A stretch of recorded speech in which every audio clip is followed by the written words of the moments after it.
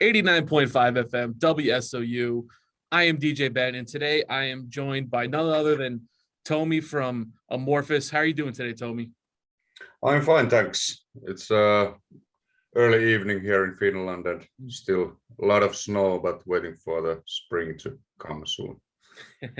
Oddly enough, we're getting some flurries here in the greater New York City area as well today. So pretty fitting that it's, early afternoon here, but similar no matter where you are. Yeah, I know. Well, your new album Halo out now for close to a month now. Lot of good reception from it. We've been loving it here at the radio station WSOU. How are you feeling with the record being out and the reception you've been hearing about it? Yeah, response has been very good, and it feels good, of course, because you always first time you get nervous just before it comes out. You start to think like what other people are thinking about that. But normally, if you're sure by it yourself, then it's not that bad. But of course, it feels more like it's out when we have like first gigs or on tour. Then it feels like when we got to play those songs alive. Now it's out, and I can read some reviews, but still staying at home and waiting for the tours. But if it seems like we're making the North American tour so soon, so can't wait for that. Yeah. And that North America tour is kicking off in just about a month. Your opening show is going to be in New York City at Gramercy Theater. I know I'm going to be there. I'm really excited for it. How excited are you to finally be back on the road? I mean, because at the past couple of years, obviously I haven't been able to do too much. I cannot even describe how much I miss that, and we all are, because when the pandemic started, I think first half a year went like, okay, we have like a little bit more break because we haven't done any breaks like in 10 years or 15 years. Like, so it was kind of feeling like, okay, let's take this as a holiday, and then we are like back on the road. But since this was already been like 2 years, of course, it started to be like desperate, like in some ways. We have done some festival shows there and there, like maybe 9 shows I think we had last year, but it's nothing. So I don't know if there will be any more like cancellation years like these two have been. I don't know how to handle it, but I'm hopeful. I keep my fingers crossed and everything happens. Yeah, and Gramercy Theater, last time we started from there as well, last tour, and it was sold out, and great feeling in the audience. So that should be a perfect place to start. Yeah, I think that is a great place to kick off a tour, especially since, like you said, you've only done a few festivals here and there. But I mean, also, it's Gramercy Theater. It's not obviously the largest venue in the world, but it's not a tiny venue. But it's like you can sell that out, and it's a nice, like almost intimate kind of show with the fans and stuff like that. You can really kind of interact well with the crowd and stuff. So it's definitely one of my favorite venues in New York. Yeah, it's a very good club, and we like to play club shows, of course. It's like intimate feeling. So now with the new album Halo, this is your 14th studio album. Not many bands can even say they hit the 10 mark, but you guys are now pumped out your 14th album. And how was the recording process during all that? Because I know you guys normally record it. Your previous albums have done a lot of recording in Sweden, but this album was obviously kind of done during COVID. And how was the recording with all that going on, with especially with COVID interfering? It wasn't that bad. At first I was thinking, because Jens was still the producer, but he was doing from like distance from Sweden. So I was very skeptic how's that gonna happen. But it was quite okay. The studio where we now recorded in Helsinki, it's familiar to us. We have recorded there earlier as well. So it was more like we had to focus more to have it like ourselves, like the perfect takes or nearly perfect takes that Jens is satisfied. And then we said it to Jens, and Jens was showing like this or this, and so it wasn't that bad. It felt like quite normal session, except we have like a little bit more loose time schedule, because normally if we're traveling to Sweden, of course we are doing it like every day, like 12 hours recording days, but now it was easier in that point. You could have some a little bit like day offs there and there and stuff like that. So it went well, and of course because we knew what Jens is expecting, it was easier. If this would have been like first album with Jens, I don't know if it could work out like this well. Yeah, now, and you guys have been working with him for quite a little while now, and I would say probably at the time of Under the Red Cloud, when that came out, I was thinking you guys had put out your best album at that time, in my personal opinion.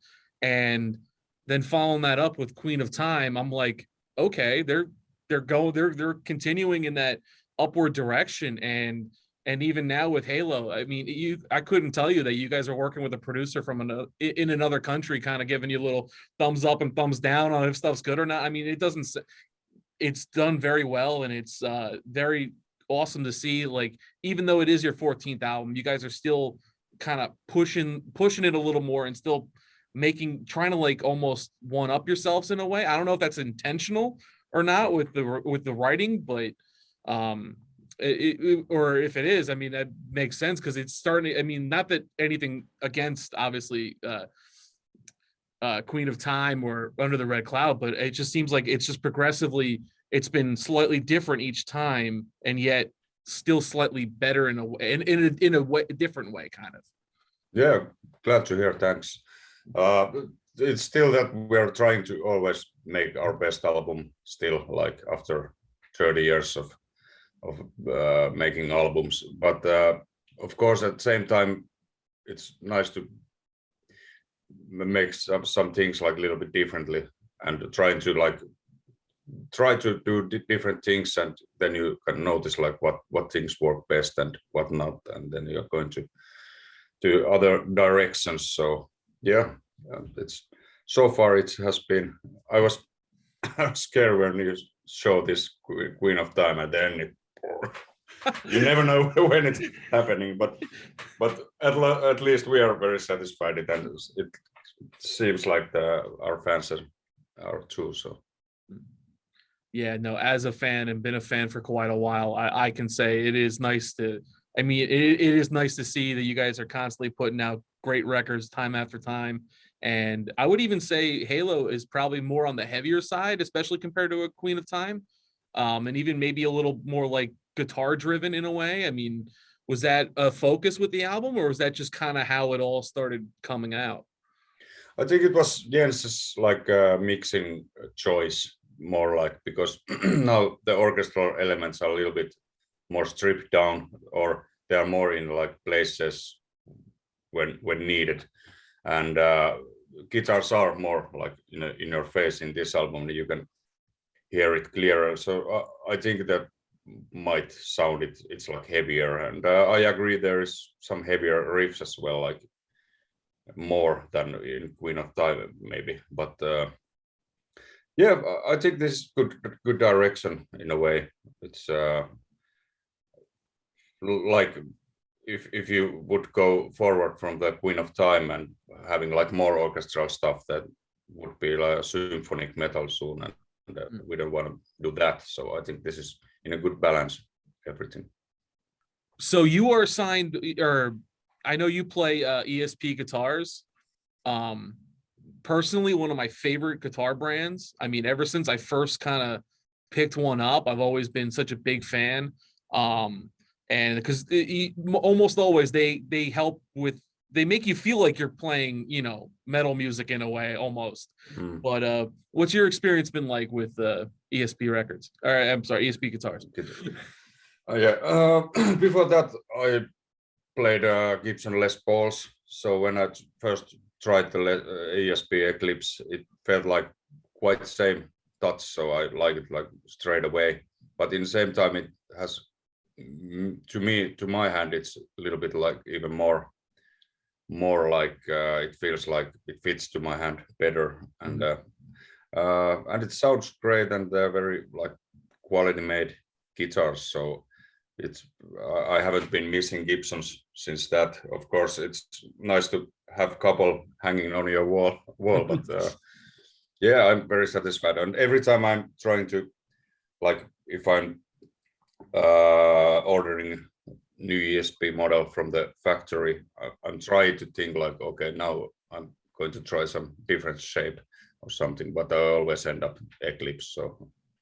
So I have put my hands off on like, okay, it's only Eclipse that I just like to play. But yeah, great guitars. I know you guys have been working, especially this album, with a lyricist to kind of work on bringing almost like not necessarily like a darker kind of twist to it, but I know it technically kind of still has that sense. Do you personally work with I believe his name is Pekka, right? The lyricist that you guys have for this. Do you work with him at all when it comes to like songwriting as well, or are you kind of strictly on the music aspect? Yeah, it's always been with Amorphis that we make the music first, almost like instrumental stuff. Then we start to think of the lyrics, and actually it's Tomi, the other Tomi, the singer, who's mainly working with Pekka.